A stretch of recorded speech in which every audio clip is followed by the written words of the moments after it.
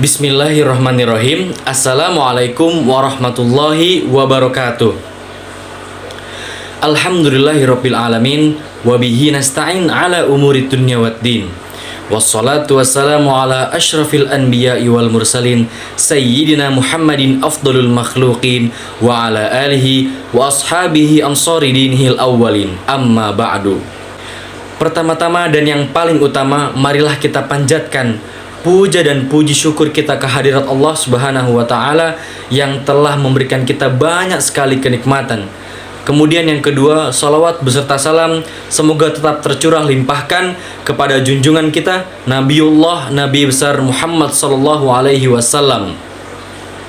Baik teman-teman, perkenalkan saya Novali Fadil Mu'afa, mahasiswa Universitas Islam 45 Bekasi, semester 4, Fakultas Agama Islam, Program Studi Pendidikan Agama Islam, kelas paralel A2.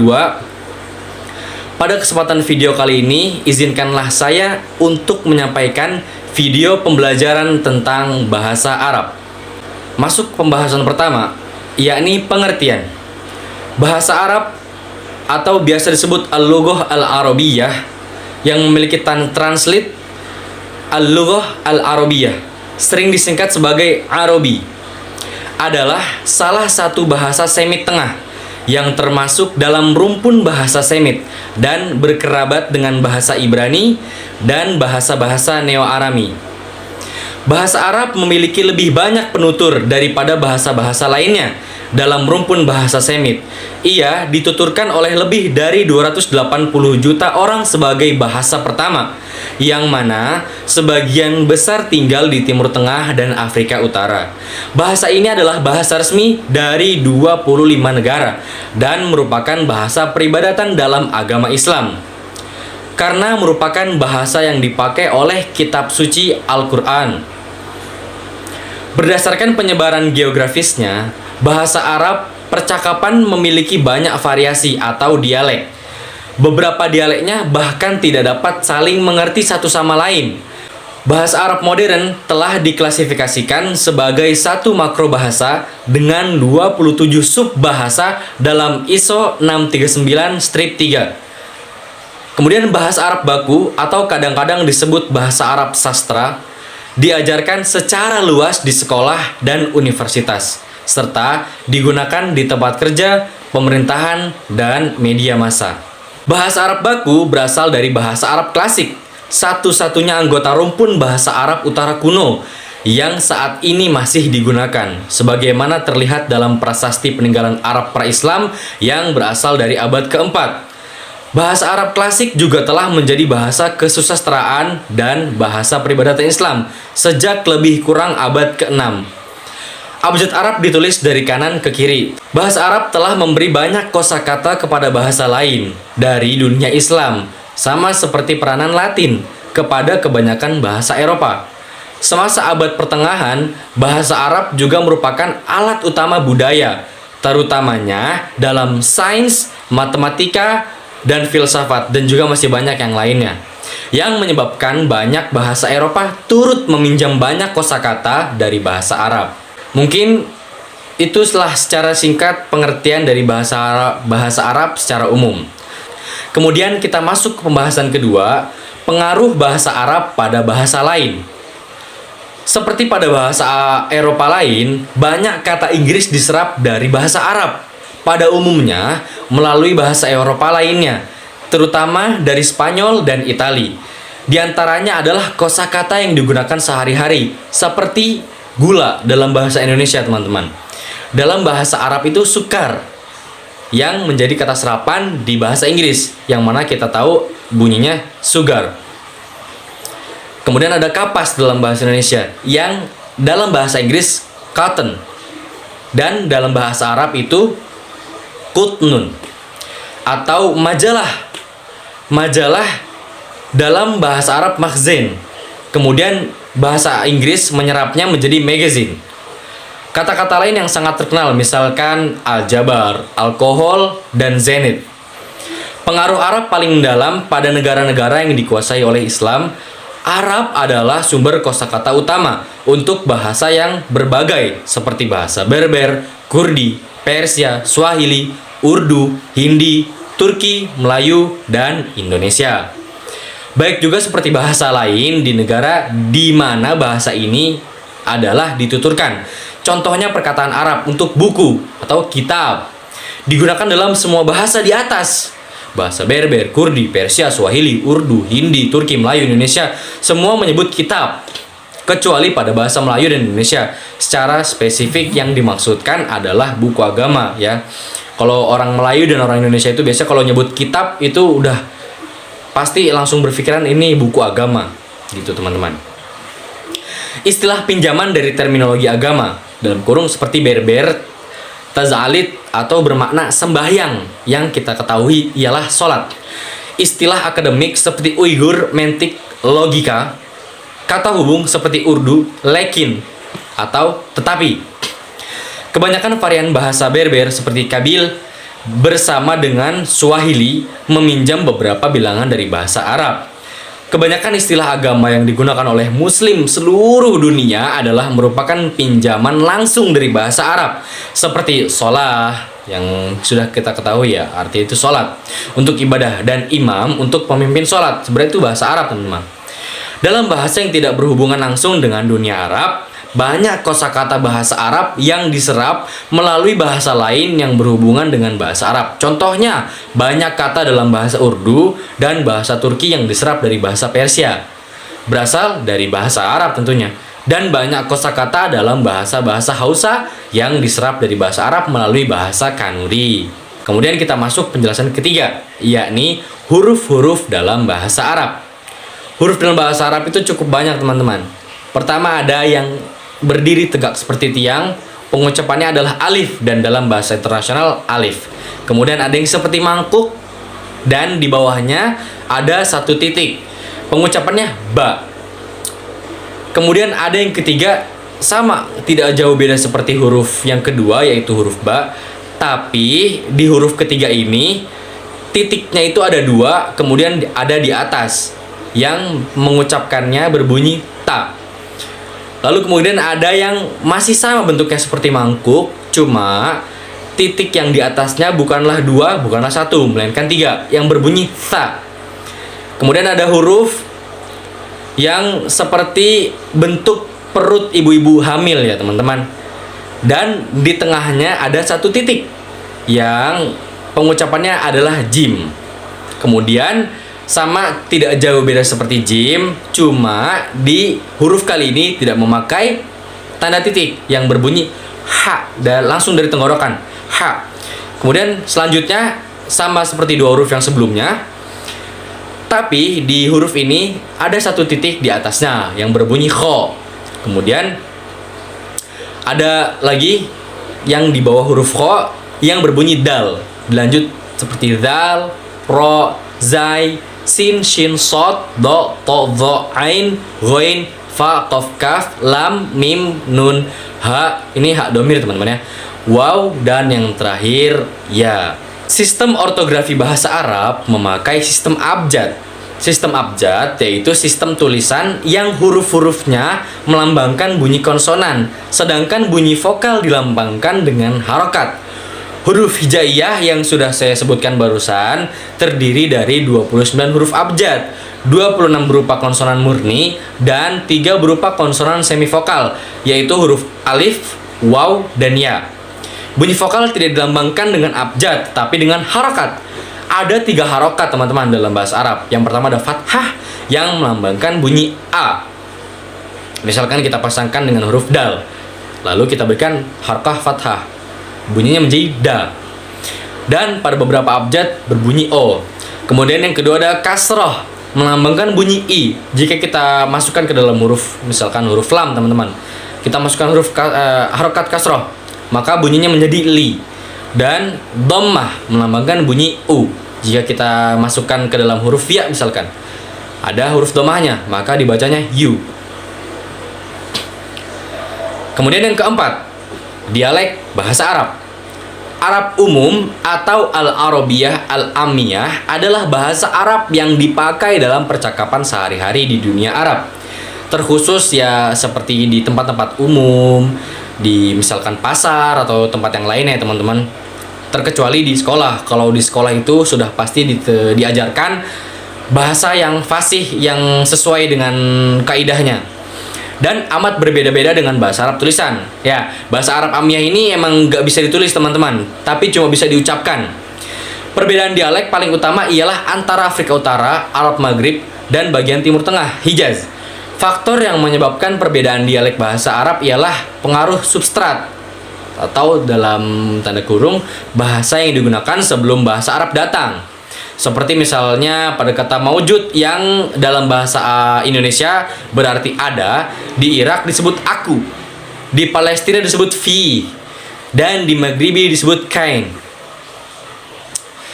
Nah, kemudian di sini terdapat daftar dialek utama di Arab, yaitu adalah sebagai berikut. Pertama, dialek Mesir, Misri, dipakai oleh sekitar 76 juta rakyat Mesir.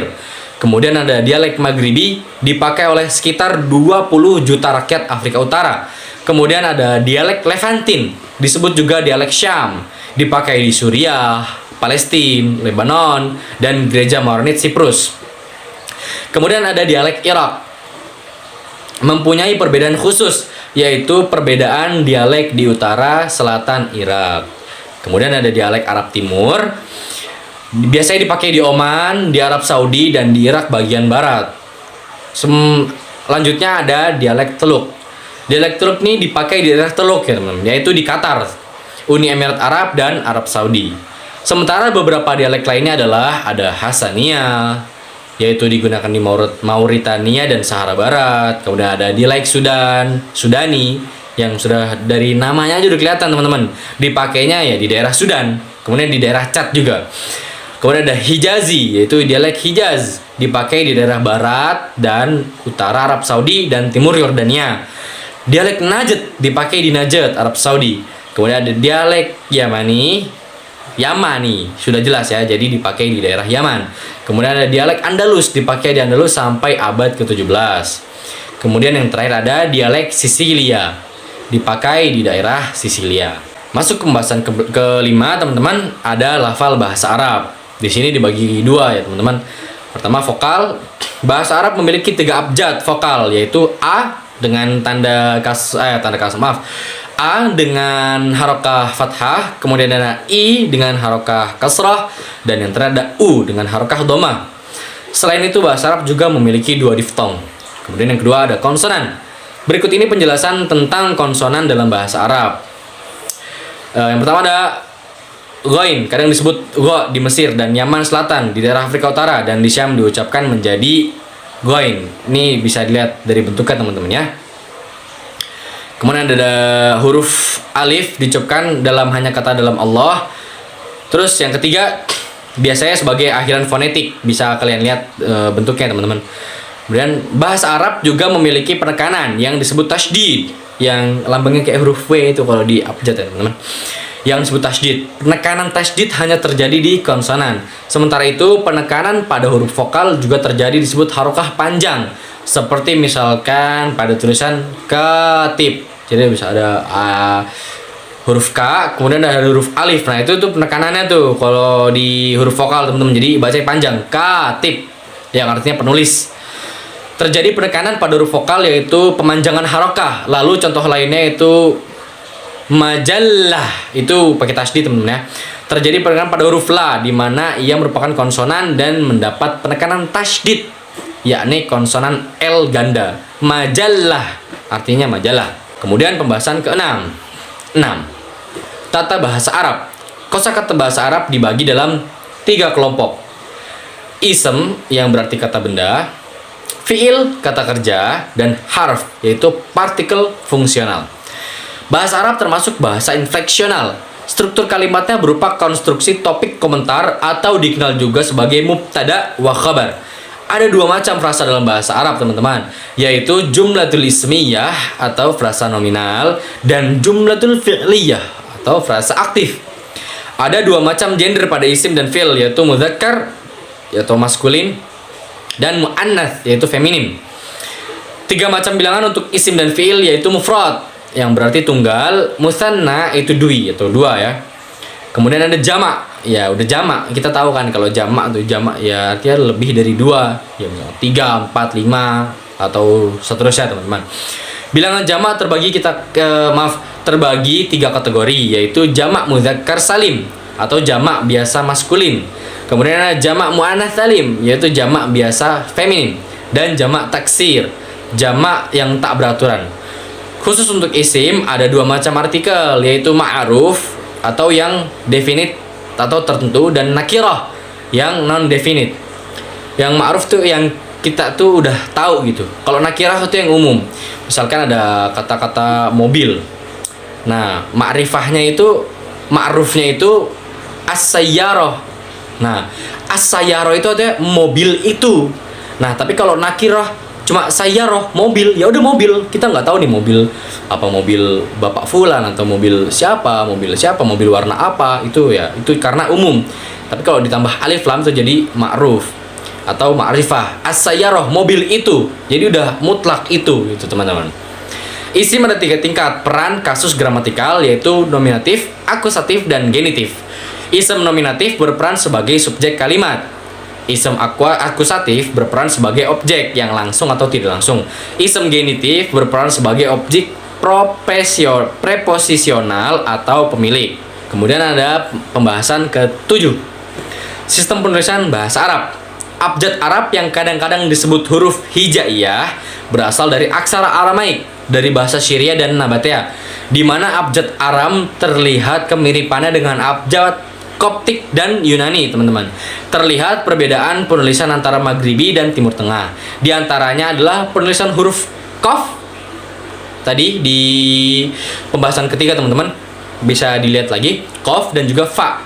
Di Maghribi, huruf Qaf dan Fa dituliskan dengan memiliki titik di bawah dan 1 titik di atasnya. Kemudian ada yang namanya kaligrafi, teman-teman. Setelah perubahan dan penetapan pada abjad Arab oleh Khalil Ibn Ahmad Al-Farahidi pada tahun 786, banyak macam tulisan nih yang dibentuk yang dikenal dengan nama kaligrafi. Mungkin teman-teman yang nonton video ini banyak ya yang bisa bikin kaligrafi. Ada yang kaligrafinya ya macam-macam lah, yang udah pasti bagus, teman-teman ya. Kaligrafi Arab ini berfungsi sebagai cara penulisan di Al-Quran dan juga sebagai dekorasi buat hiasan, misalkan di masjid. Ya banyak lah, teman-teman. Biasanya dipakai juga dalam penulisan hadis dan peribahasa Arab. Peribahasa Arab tahu, teman-teman ya, kayak misalkan manjada wajada, itu, teman-teman. Kemudian ada penerjemahan lafal. Penerjemahan bahasa Arab ke abjad Latin biasanya memakai standar yang berbeda. Di antaranya, metode untuk menggambarkan bahasa Arab ke abjad Latin secara tepat dan efisien. Beberapa metode ilmiah dalam penerjemahan lafal bahasa Arab memperbolehkan pembaca untuk melafalkan bahasa Arab secara tepat dan menyesuaikannya dengan abjad Arab. Militer Amerika Serikat telah membuat sistem yang berkaitan dengan penerjemahan lafal berbahasa Arab, yaitu Standard Arabic Technical Transliteration System atau artinya sistem alih aksara teknis bahasa Arab standar. Kemudian kita masuk ke pembahasan ke-8. Lembaga Bahasa Arab. Akademi Bahasa Arab telah berdiri di beberapa negara berbahasa resmi Arab. Lembaga bahasa Arab yang paling aktif diantaranya di Damaskus, Kairo, dan Rabat. Lembaga ini bertugas mengatur perkembangan bahasa, menerjemahkan kata baru, dan membuat teman-teman, menerjemahkan kata-kata baru. Jadi ada yang waktu zaman pertama kali bahasa Arab ditemukan, itu bendanya itu belum ditemukan di masa sekarang. Nah, itu masuk dari menerjemahkan kata baru. Misalkan apa, teman-teman? Zaman dulu kan nggak ada yang namanya handphone, terus juga nggak ada yang namanya laptop, komputer, atau kalau di makanan zaman dulu kan nggak ada donat, ya kan? Nah, itu masuk di penerjemahan kata baru dan membuat entry kata baru bahasa Arab di kamus. Lembaga juga menerbitkan manuskrip tua dan bersejarah dalam bahasa Arab, dan itu semua menunjukkan bahwa bahasa Arab begitu sulit hingga negara sejenis Amerika saja mengalami kesulitan mempelajarinya. Tapi sebenarnya gampang tahu belajarnya, asal kita sungguh-sungguh dengan niat untuk bisa memahami bahasa surga. Kemudian masuk ke pembahasan 9, pembelajaran bahasa Arab. Bahasa Arab menarik minat jutaan penduduk dunia untuk mempelajarinya karena sebagian Islam berasal dari bahasa Arab. Bahasa Arab juga telah diajarkan di pesantren-pesantren Indonesia. Banyak universitas internasional dan beberapa sekolah menengah internasional telah mengajarkan bahasa Arab. Bahasa Arab berkembang semakin luas dengan munculnya perangkat lunak, siaran TV berbahasa Arab, dan pembelajaran daring. Kemudian masuk ke 10 peranan bahasa Arab. Bahasa Arab merupakan bahasa yang dianggap suci bagi masyarakat muslim di seluruh dunia karena menjadi bahasa dalam penyampaian wahyu oleh Nabi Muhammad. Penutur bahasa Arab mencakup skala internasional dan lokal, khususnya di benua Asia dan Afrika. Bahasa Arab digunakan dalam percakapan sehari-hari dan bahasa utama dalam ritual keagamaan. Pada abad pertengahan, bahasa Arab dijadikan sebagai bahasa ilmu, pengetahuan, budaya, dan pemikiran di bidang filsafat, kedokteran, dan agama. Bahasa Arab juga pernah dipakai oleh penduduk Babilonia, Kasdim, dan bangsa Het. Kemudian ada pembahasan terakhir, yaitu pembahasan ke-11. Bahasa Arab di tanah air kita, di Indonesia. Bahasa Arab di Indonesia sering dipergunakan untuk kegiatan keagamaan, pengajian, dan juga pendidikan. Bahasa Arab juga digunakan saat umat muslim beribadah, utamanya sholat. Sekiranya sebanyak 1495 perbendaharaan kata bahasa Arab diserap dalam bahasa Indonesia. Mungkin seperti itu kurang lebih penjelasan tentang bahasa Arab secara umum yang bisa saya sampaikan. Kurang lebihnya mohon maaf apabila ada manfaat bisa teman-teman yang nonton video ini ambil, dan apabila ada kesalahan dibuang sejauh mungkin karena kesalahan itu datangnya dari saya sendiri, dan juga ada kebaikan atau manfaat datangnya langsung dari Allah Subhanahu wa taala. Sekian dan terima kasih. Billahi taufik wal hidayah, waridho wal inayah, wallahu muwaffiq ila aqwamit thoriq. Wassalamualaikum warahmatullahi wabarakatuh.